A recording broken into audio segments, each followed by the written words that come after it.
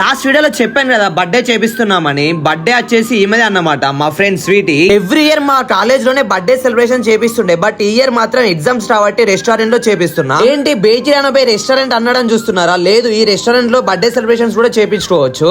Address పెట్టు ఆగండి, address last లో చెప్తాను. అలా కేక్ కటింగ్ చేపించేసి అందరం కేక్ అయితే తినేసా. అప్పట్లో ఒక ఇంగ్లీష్ లో ఏమన్నాడంటే, celebrating of birthday is a not a birthday, celebrating of party is a birthday అని అన్నాడు.